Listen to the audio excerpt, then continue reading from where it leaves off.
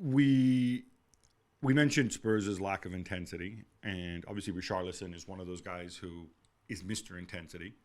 And even before, when he was warming up, you saw a little bit of an edge between him and his Brazil national team teammate, Martinelli. So when you at Spurs, you warm up on the by the touchline, of course, on the left of the tunnel if you want. So that's where Arsenal were attacking in the second half. And Martinelli is about to take a corner, so he's at the corner flag, and Richarlison is there, kind of warming up. So Martinelli sees him and puts his hand out to kind of high-five him or shake his hand, and Richarlison looks at him and just doesn't move and go like, leave me alone kind of thing. And so the Spurs fans loved it. Of course, Martinelli was a bit kind of baffled. What? We're friends. We play together for our country. Why are you not? But it's a derby, and Richarlison was like, no way I'm shaking your hands right now at this moment in the game. And he was pumped. Why not bring him on early? Why waiting so long if you're Conte? Yeah. And I know Spurs played better in the second half and were threatening at time. But like Richarlison is so added value when you're chasing a game like that at home with the crowd and everything. You played him on for the last 10 minutes. It made no sense. So I think Conte would say, look, we still created chances the second half. Ramsdale made some exceptional saves. We score a goal, and at 2-1, it's a derby. The whole ground comes alive. We come alive. We get back into it. I think that would be his explanation if you've been asked that question, as well. Right? You can do that with Richarlison as well. So I think I think the reason it didn't happen with the reason he waited on Richarlison is that I don't think he wanted to lose his shape and move to I'm giving you an explanation of what I think went through his mind. I'm not justifying it, right? Yeah. When Spurs go 4-4-2 or 4-2-4, whatever, as we saw, Spurs get messy. Spurs get really messy, and I think they become more vulnerable. Although they weren't good in the first half, but they become more vulnerable to the counter. And I think that was his concern. His control was, let's get back into the game by scoring a goal with our initial formation, the 3-4-2-1.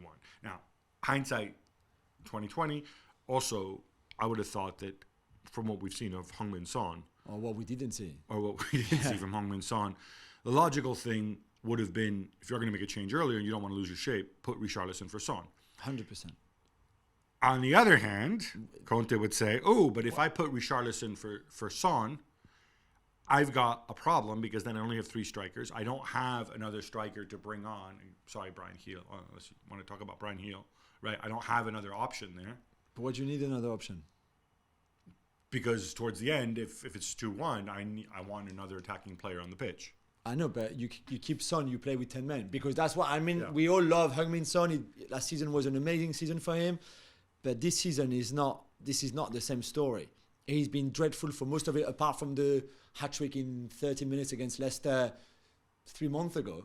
But apart from that, he's been anonymous at best. Yesterday, he was not in the game at all. They played with 10 men. And he missed a chance at the end when the shot was not on target. He got lucky to get a corner. But there was just nothing in his game. And I just think you kept him on. Why? You kept him on because you thought, but we have to keep him on because he can make something happen. No, he can't. This season, he cannot. Maybe last season, yeah.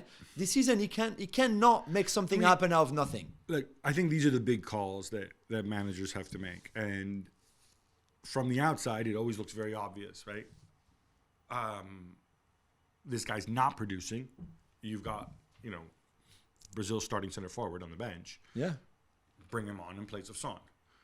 On the other hand, I can also see his point, and I can also see how managers, especially people like Conte, they have this thing about, great players. And when he looks at, if you would ask, who is Tottenham's most important player or most decisive player not named Harry, you would say Heung-min Son, right? But not this season, but, No, but I'm saying is... In general, yeah. Managers like Conte, and I think this has been a thing throughout his career, he has this idea of the champion, the superstar. And this has been a recurring theme with him. He's always slow to accept when the superstar isn't playing like a superstar.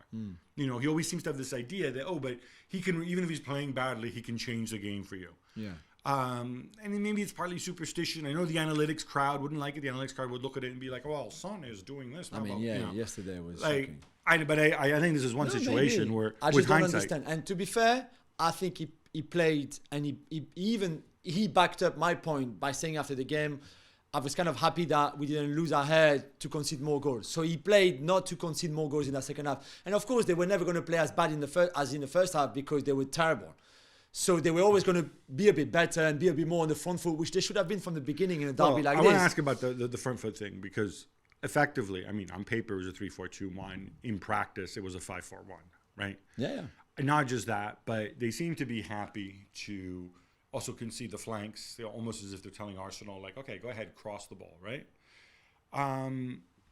And, you know, ultimately they contained Arsenal. Most of the chances came from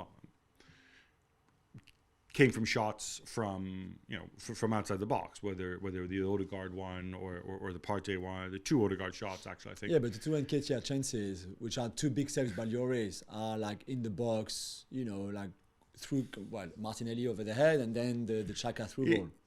It looked to me, though, that kind of passivity, for a guy who's built his career on teams that are aggressive and intense and reflect his personality, I don't know what's going on. Is there something deeper there?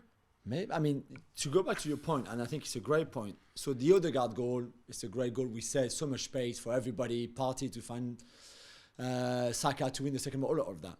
But before that, at 1-0, Odegaard has the same shot, the one that Lloris saves on the same. It's the same move. So if you're Conte on the bench or one of his assistants, or even if you are a Spurs player, you think, hang on, okay, this was too easy. We can't let that happen again because the next time, then Odegaard can score. And then 10 minutes later, exactly the same move. How you cannot react when you're Conte sitting down on the bench and say, hey boys, you know, say to Sarr, say to Højbjerg, say to one of your three centre backs, because let's remember you have three centre backs for Eddie Nketiah on his own. How can you not say to a Langley or Romero Dyer, if Odegaard is in that position, one of you has to come and close him down? So I think the reason that they can go and close it down is that they're playing too deep. I think that is on the midfielder. They were 5v3. No, I absolutely get that. And I think here you get to another decision that he made. And you don't want to be critical of a young player, but it is a very un-Conte-like move based on what we know of his career and his trust of veterans and whatever, to go and to play and to give his starting debut to a 20-year-old guy like Pape Matar Sarr in a game like this, which is big. Not just as a North London derby, there's top four implications or whatever.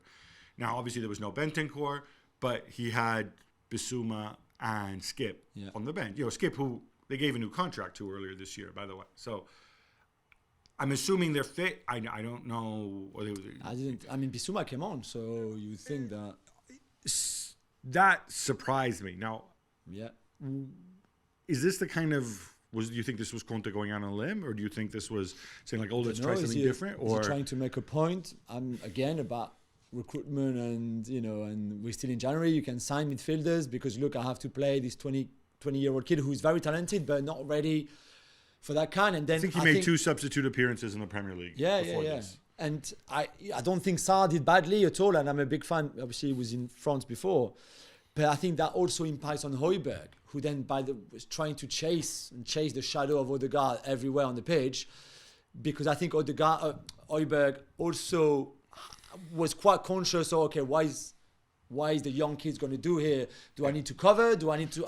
and I think that also impacted on Højbjerg, who didn't have he's been really excellent this season, Højbjerg. And so that maybe also played on Højbjerg's and specifically on the Odegaard goal, if you remember, it was a goal kick. A clearance from Lloris. I mean, it might not have been a goal kick. I think it was a goal kick, actually. No, was it? Okay, I thought it was Lloris playing long. No, you're right. No, yeah, sorry. It was Lloris choosing to sort of punt it long in the air.